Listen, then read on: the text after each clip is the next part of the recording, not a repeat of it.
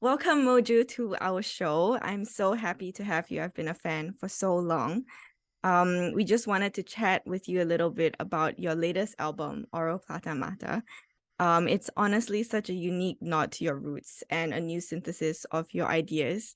Can you share with us a little bit about this album and maybe what the title means? For sure. Well, firstly, thanks for having me. I'm a Of fan of your work, course. so it's so nice to be Fangirling. sitting with you. Um, yeah, look, there's a lot going on that kind of inspired this record, and a lot of reasons why I chose the title of the album. I guess the kind of genesis of that, like the original kind of thought behind it was I wanted to pay homage to my Tito Peque Galiaga, who made the film Mm-hmm. Oro Plata Mata in the early 80s, which is kind of, I think, considered like quite a seminal work in Right. Philippine cinema. So he passed in 2020, and I have been talking to my tita, Maddie, his wife, Mm-hmm. and I said, oh, I would like to do something that kind of speaks to the legacy of his work in a way. Well, I hope it does, and she was just so supportive and encouraging, and she actually ended up on the album, Yeah. which is beautiful. And so it kind of, was sort of born out of that, Mm-hmm. and that kind of conversation with her, the ongoing conversation with her that kind of Right. really encouraged me to do it. But in the process of kind of researching the album and like doing all the kind of due diligence and background and everything, I sort of realized that Oro Plata Mata is like also a superstition, Mm. uh, an architectural superstition in the Philippines that kind of revolves around the number three. Okay. And I just felt like that was such a powerful number. Like the more I started thinking about it and the way that the story in the film is told, and I kind of wanted to use that as a foundation for how I set this album out. So, I Mhm. mean, I could talk about it endlessly. It goes on and Yeah. on, but Yeah. for me, there was a lot of meaning and a lot of things that kept coming up that reaffirmed that that Yeah. was like That was the direction that you wanted that to was the take. direction, and that's the reason Awesome. why. Right. Yeah. What does Oro Plata Mata actually mean? Is it Tagalog? So it's actually Spanish. It means, Ah, yeah. So and as you would know, um, the Philippines was yes. colonized Spain for Yes. like 300 years. Um, so it's a post-colonial kind of superstition. Oh, Oro, okay. oro meaning gold, plata meaning silver, and mata meaning death or Oh, okay. bad luck in this context. So it's when you're building things, Mm-hmm. you don't want to land on Mata. Mm. Um, so if you've got a So it's like staircase, a or saying of some sort. yeah, if you've got Ah, say you're building a staircase, yeah. you have to count the stairs. Oro plata mata. You don't want to land on Mata. Ah, okay, okay. Or like if you're Is that walking, you don't want to step on the crack, something like that. yeah, similar kind of thing. Ah, We can't okay. sort of that was so the album is kind of set in three parts, Oro Mm-hmm. plata. Mm-hmm. And to me, I was like, well, I hope that people just kind of keep listening to her on Pete so that we don't land on Marta because that would be really bad. Right. I get you. I get you. Wow, I didn't know. I mean, I did hear that you were talking about how it's like a superstition of sorts, but it didn't really like connect for me. But now that makes sense why it's in three parts. And obviously, I think it's like it kind of all, I feel that album is kind of like a loop to me. It's like a circle. So you just have to keep listening. Like it encourages you to keep the circle going in some sense. So Mm. that's Yeah, really well, great. Yeah. Great there for the was, algorithm and great for you. Yeah. there was so many things going on, and I think each of those kind of ideas really spoke to like the songs kind of the first chapter of the album Oro, Mm-hmm. because that's how it's done. It's three chapters, and Yep. then it's gold, money, and Midas, and I'm really talking about Yeah. ideas around kind of wealth and fame and clout Mm-hmm. and like status and these things that we kind of in a capitalist society we're quite fixated on, and um not in a like it's a it's it's a critique, but it's introspective. It's like, how Yeah. am I complicit in these things? It's not Yeah. didactic. It's not kind of For me saying, sure. oh, this is Yeah. bad and everybody should, you should feel bad and you should live your life this way. It's not, there's Yeah. not, none of that. There's no Yeah. judgment. It's just sort of like, oh, we live in this world and this is how things work. And Mm-hmm. what does that mean for me, and how does that affect me, and Yep. how do I participate in that? And then so plata being silver, the second chapter of the album is really about family and ancestral knowledge and community and interpersonal relationships and sort of the things that to me have real value Mm-hmm. more than like the material things. Yep. So you have to care for them more because they tarnish more easily. Ah. And then mata being death or bad luck. It's Mm-hmm. like, for me, that's where I sort of talk about eco anxiety and Mm. kind of all of the things that are happening, like, in the world, that I sort of feel like, um, well, I'm like, Like I'm afraid of. existential Yeah, the things, existential right? stuff, Yeah. Yeah. like, For sure. like what's happening environmentally, like what's happening in terms of like where are we headed as a society, I guess. Mm-hmm. And so, but at the same time, I think hopeful, like Yeah. I still believe that there's the potential for us to like, Mm-hmm. um, Move forward in a better yeah, direction. Yeah. exactly, yeah, Yeah. have progress and kind Gotcha, of, gotcha. Yeah, and I do and feel like I do feel like the album is very unique because obviously many people have done like social justice album concepts in the past, but it's often like you said, it's very pointed and very I feel it's very sharp, but the way that you did it, it really, because you even incorporated like a lot of your Filipino heritage into this whole album and you made it really, really personal. So it's not so much about the issues and trying to be like an activist in a very like traditional sense, but really from your point of view as a citizen of the world, like this is what you care about, and I think that's really, really special. And I saw that you also included some traditional percussions like into the album as well. How did that come about? Was it very intentional for you to include your heritage into this whole record? like my, yes and no, like my Mm-hmm. identity is Yeah. like in all the intersecting parts of my identity, that's just what, like, that's who I am, so that's what I carry into any situation, Right. It's like it informs everything I do For on sure. some level, and that's Mm-hmm. conscious or not. So yeah, but like yes and no. But there were certain obviously stylistic things that we did when making this record that were really intentional, like that, where it's like, oh, I want to marry, because so much of what I do, it's in really, I make contemporary music, Mm-hmm. um and I'm working in like genres like soul and R&B and electronic Yep. music, and so there's a lot of kind of modern Mm-hmm. influence and a lot of modern sounds, Right. and um I don't know, there's something about being able to kind of marry that with like traditional sounds or things that come from, and I think that actually set the tone of like the record in terms, like in a conceptual way, because that is what I'm talking about. I'm talking about the where the past and the present and the future all sort of meet, Mm-hmm. and Yep. So you know it's like kind of it started not being intentional because that's what you're bringing into every musical conversation you're having, and then it kind of became intentional as the record conceptualized itself. yeah, I guess so. And like, Mm-hmm. you kind of move forward like really deliberately. It's like, I don't know if it's like, oh, there's this like great deep meaning to why I chose this instrument. It's just like this instrument is part of, you know, Who my you are. cultural Yep. identity. Yeah, Yep. so it's Yep. part of who I am. And then, but it's as much as, like using synthesizers or, Yep. 808s or whatever. It's like these Gotcha. things are Gotcha. all, that's all part of like what appeals to me aesthetically, what excites me creatively. Mm-hmm. It's all connected to me. Right. Gotcha. Gotcha.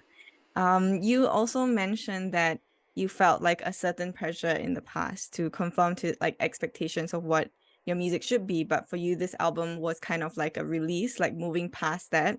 I feel like that's something that's really, really difficult to do actually. So can you share a bit about how you managed to move past those expectations and how that has shaped into this new record? Yeah, I think just confidence, like experience, and kind of realizing that actually the more confident and the more experience I got, and the more I was able to kind of articulate myself and back myself in a creative environment, Mm, you know, like trust in my own creative intuition, but right. also curation of like the people that I have around me. It's like, you know, Very important. yeah, it's like, oh, I'm really conscious of who I invite into creative collaboration and what their agenda is and what their intentions are in that space. Is it about flexing their egos, or is it about like serving the songs? And I think Mm, as you kind of get better at knowing, you know, like I'm better, I know what I want to do as an artist now. yep. And I think in the past it was just like, you know, there was so many things I wanted to do and I didn't know Hmm. how that looked, you know, like you know, because I'm informed by so many different kinds of music and Yep. so many different kinds of art. It's like, you know, that can be really overwhelming. So when you kind of find your own lane and you're in it, and then you know exactly who the people are around that you should have around you, Yep. and you trust, and you know that's it's there's equity in those relationships. There's Mm, like right. um things work better, Yep. and it feels better when you're doing it, and if it's feeling Hmm. good, then the end product, like I think this is the best, this album and the EP okay that we made at the end of 2020, or we released at the end of 2021. It's Hmm. sort of like the same team of people that worked on it, and it's like, to me it's like the best that music it's ever felt to make music. Wow. That's And it's like, great. oh, and I'm really proud of the music, because usually I get to this point and I'm like, oh, I wish I'd done this or I'd done that, or Right. like I could have done this different or whatever, and then like this time Hmm. around I'm like, no, no, I feel very, and I don't know if that's also just like age and maturity or whatever, but it's like Hmm. I really love this work. I'm really proud of it. I know how I want to, or I know that I still want to continue to evolve, and I'm always striving to do better. But it's like I am at ease and very Yeah. comfortable with what I've done. Yeah. And I think you touched on two important points. Other than confidence, I think time as well, right?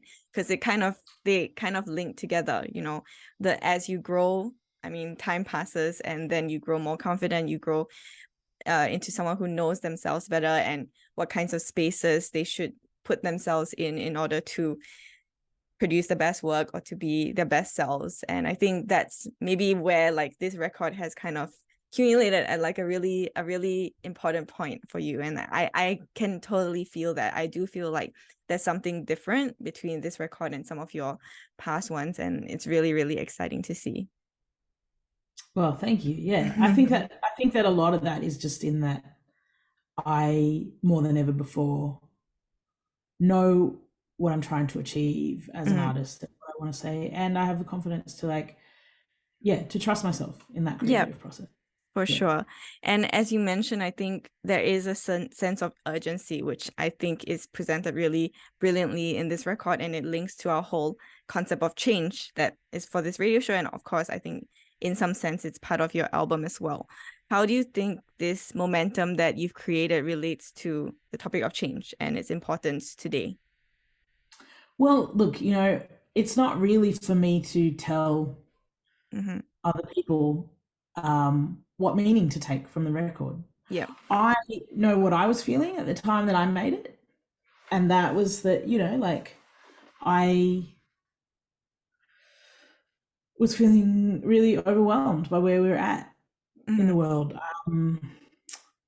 I was kind of concerned. I've been concerned about what the future looks like, and particularly becoming a parent Yeah. for the first time. Like I, yeah, I started to get concerned about what the world looked like. So yeah, you know, change. I don't like. I'm not pretending to have any of the answers, but I Yeah. am sort of, that song "Change Has to Come" for me is really about like a longing for community, and kind of going, Mm. we silo ourselves from one another through, you know, kind of social media and all of this, like an over kind of saturation of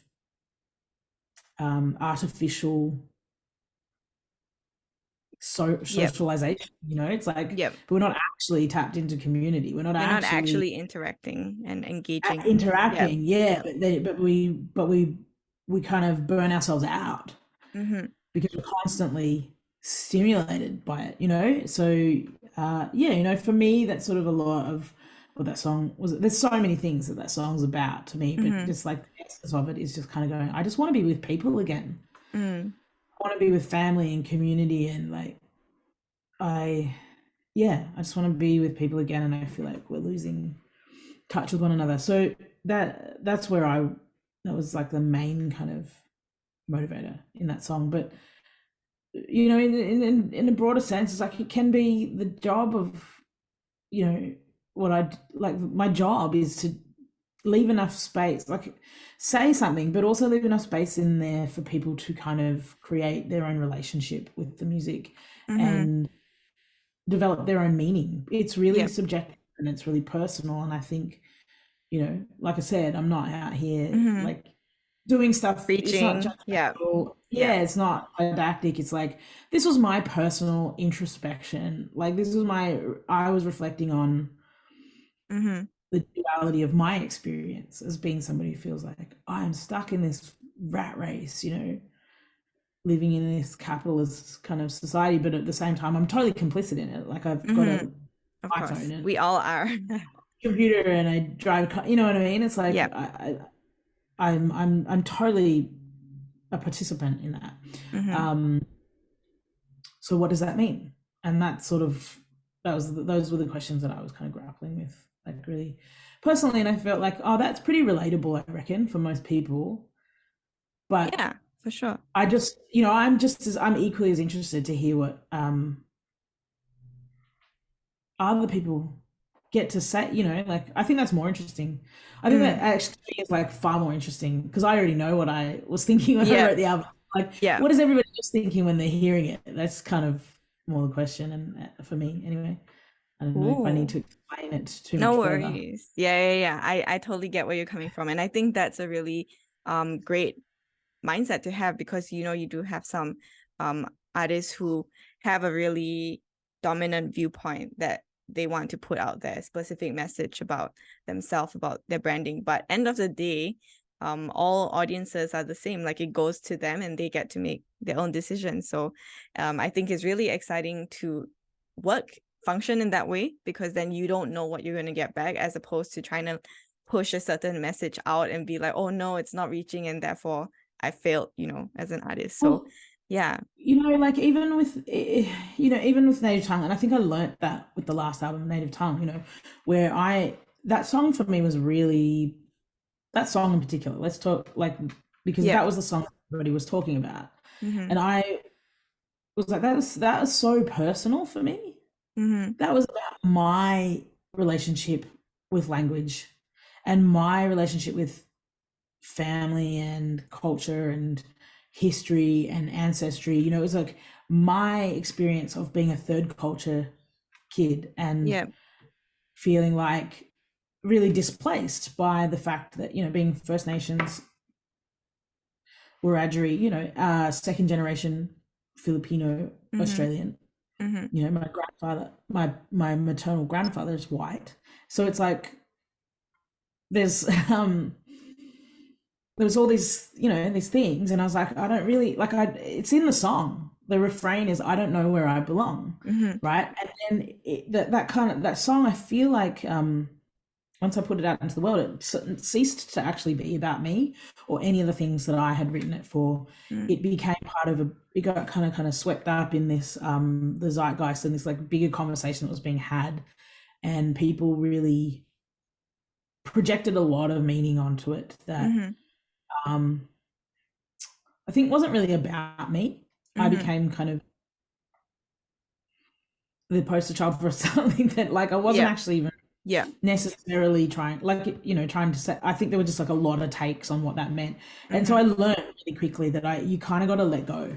Like Mm. once it's out in the world, it doesn't really matter what you intended. It's Yeah. about It's how tricky. other It's people tricky. perceive it. Mm-hmm. Mm. Okay, I have one last question for you today. Okay. I think ORO PLATA MATA covers so much ground, like from a introspective level to like overarching critiques on so many situations and issues that we've discussed. If I know it's hard, but if you were to choose one song on this record to introduce the record to new listeners, which song would you choose?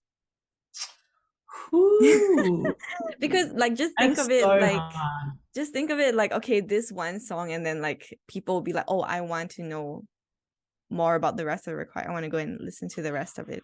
Yeah. Um, I don't, I don't know if this is the one that will actually get people Yeah. committed, But like to we listen to just the want your album. perspective. But I think my favorite song on this record is actually Swan Song.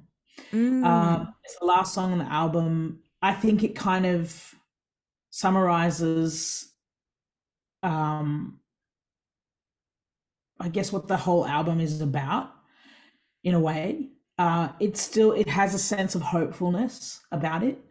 It incorporates all the elements, I think, sonically, aesthetically, that I really felt were integral to the album, like the use of Kuntang, Mm-hmm. the my Tita Maddie's voice. Um, there's still like there's real squelchy kind of beat, like Mm-hmm. Henry's kind of like Neptune's style, or like kind of Nice. beat making. Mm-hmm. Like it's lush and kind of, I don't know, it's a quite emotional song to me. Um, and of course McLeod, Mm-hmm. uh, as a vocalist, has a real standout moment in that track, and her voice is throughout the whole album as a Oh, backing vocalist. So nice. So it she ties provides everything most together. she provides most of the backing vocals, and then she kind of has steps to the front in that song a little bit more. So it's like it in kind of, it showcases the collaboration, I think, that Mm-hmm. was at the heart of this record, because it was so collaborative. um I don't know, and that's really, I mean, like community, and like it's sort of, it really does, the collaboration really is like part of the the theme, like, of the record, in terms of like Mm-hmm. we have to come together as people and Yeah. community to actually make change. That song really, you know, it's, I think it kind of tells the story of the record best. Like, if you just had to pick one song that kind of Mm-hmm. sums it all up, I think that's the one. Yeah, for me, that one's particularly special. Gotcha. Yeah, I think after you pieced it all together and you shared all of that, I was like, oh yeah, definitely it does include a lot of the different elements that you're talking about in a really beautiful way. And it's one of my favorites as well. Oh, that's great. I love Yeah. that. Okay, thank you so much for your time, Moju. I will let you go now, but Not like at all. we had so much fun chatting on this little interview. Cool. Okay, Great. thank you so much. Thank Have a you. Have a good nice day. day. You too. Cheers. See ya. Bye.